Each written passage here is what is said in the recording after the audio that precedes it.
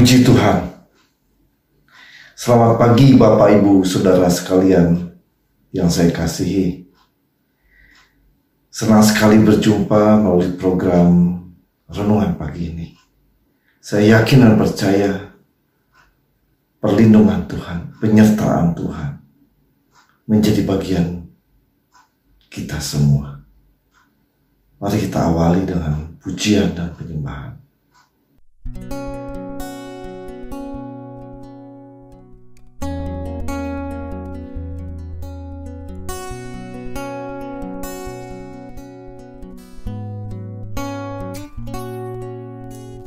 Ku tak membawa apapun juga saat ku datang ke dunia. Ku tinggal semua pada akhirnya saat ku kembali ke surga. Inilah yang ku punya, hati sebagai hamba yang mau taat dan setia padamu Bapa. Kemanapun ku bawa, hati yang menyembah dalam roh dan kebenaran sampai selamanya.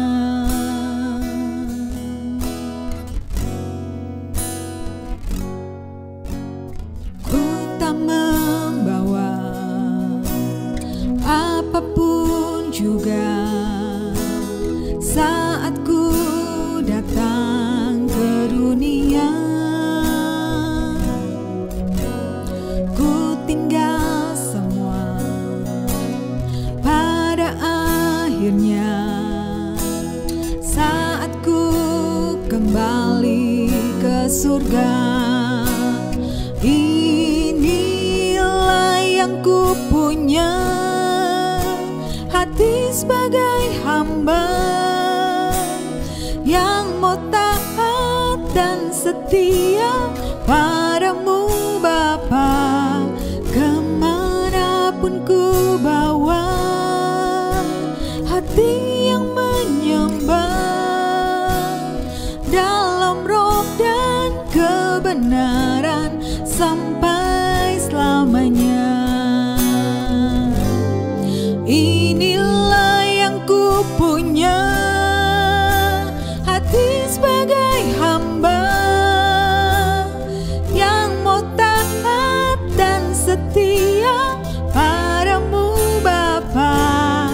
Kemanapun ku bawa, hati yang menyembah dalam roh dan kebenaran sampai selamanya. Dalam roh dan kebenaran sampai selamanya.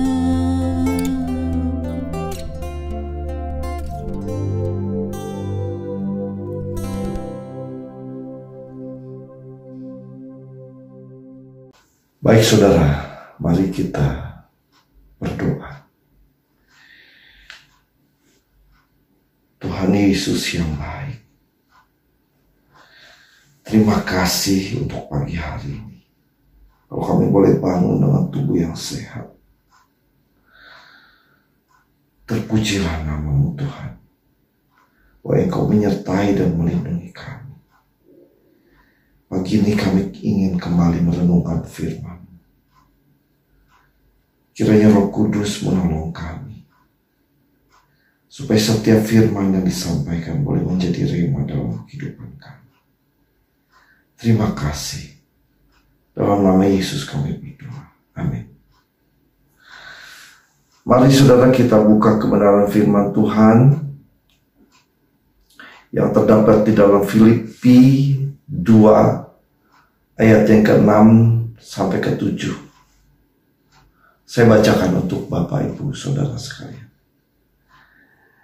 Yang walaupun dalam rupa Allah tidak menganggap kesetaraan dengan Allah itu sebagai milik yang harus dipertahankan, melainkan mengosongkan dirinya sendiri dan mengambil rupa seorang hamba dan sama menjadi sama dengan manusia.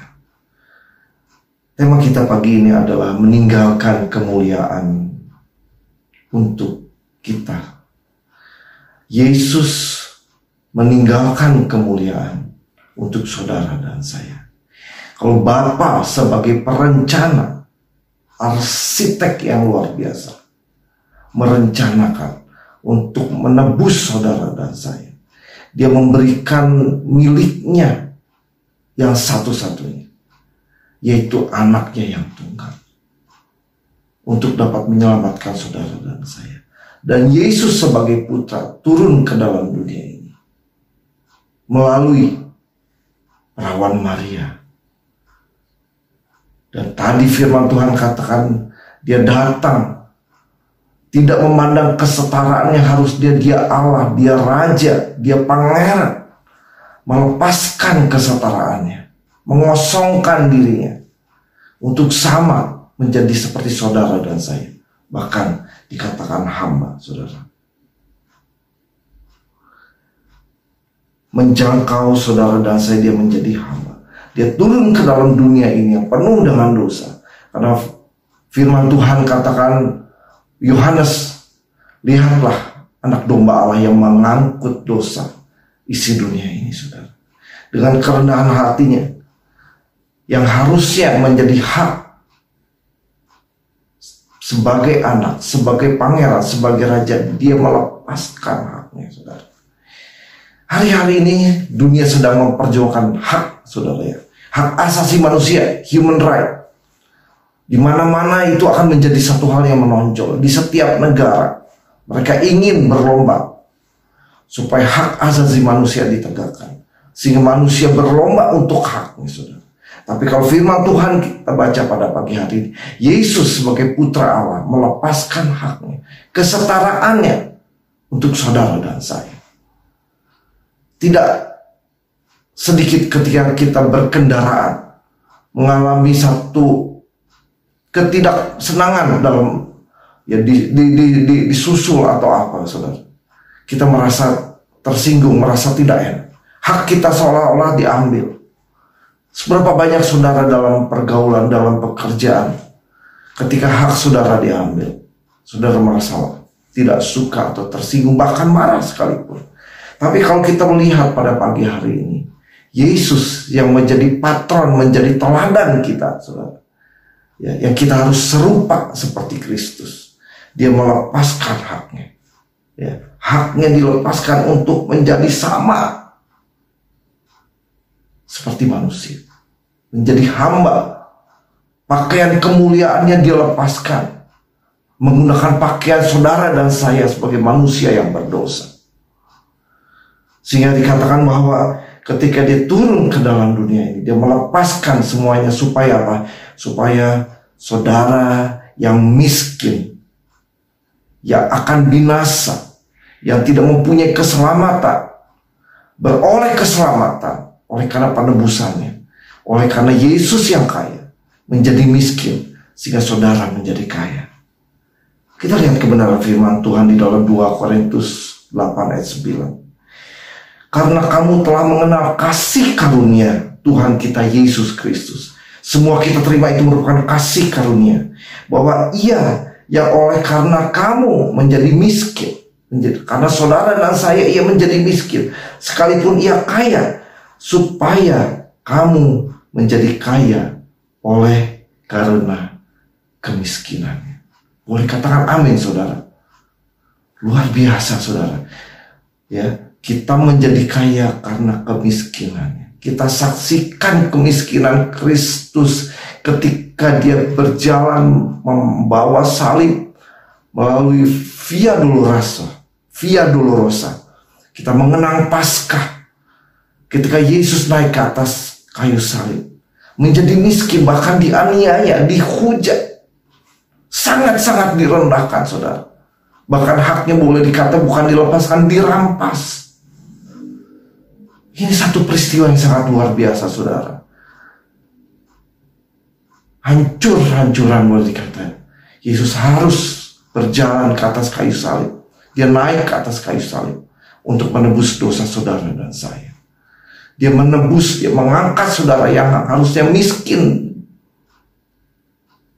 binasa, tidak berdaya, oleh karena Kristus menjadi kaya. Luar biasa saudara ya. Allah kita Allah yang sangat luar biasa, yang mau melepaskan semua hak menjadi sama nature of man. Ya saudara, ketika kita kaya, Yakobus 2 ayat 5 mengatakan, dengarkanlah, hai saudara-saudara yang kukasihi, bukankah Allah memilih orang-orang yang dianggapnya miskin oleh dunia ini untuk menjadi kaya dalam iman. Iman ketika kita percaya Yesus sebagai anak Allah, kita bertumbuh di dalam kebenaran firman-Nya, sehingga kita boleh terus-menerus iman kita bertumbuh dan bertumbuh, sehingga kita boleh menjadi serupa seperti Kristus yang merupakan teladan kita, dan menjadi ahli waris kerajaan yang telah dijanjikannya kepada barang siapa yang mengasihi Dia. Tentunya hari demi hari perjalanan iman kita lebih mengasihi Dia, karena kita sudah tahu Dia Allah yang besar, Yesus yang ajaib, yang mau melepaskan haknya untuk saudara dan saya. Terpujilah nama Tuhan. Sebab itu apa yang Dia rindukan untuk saudara dan saya. Filipi 2 ayat yang kelima mengatakan, hendaklah kamu dalam hidupmu bersama, bukan satu orang, bersama-sama. Kita ada di publik, ya, di tempat banyak orang, mungkin di pekerjaan, ya, di dalam usaha, ya, di dalam sekolah, dalam kuliah. Dikatakan menaruh pikiran dan perasaan juga yang ada di dalam Kristus Yesus. Gunakanlah pikiran Kristus, perasaan Kristus, bagaimana Dia mau merendahkan dirinya. Mari saudara, kita menganggap orang lain lebih utama dari diri kita. Mari kita belajar seperti Kristus, supaya kita menjadi terang bagi dunia yang gelap ini. Terpujilah nama Tuhan. Mari kita sama-sama berdoa. Tuhan Yesus yang baik, terima kasih buat kebenaran firman-Mu.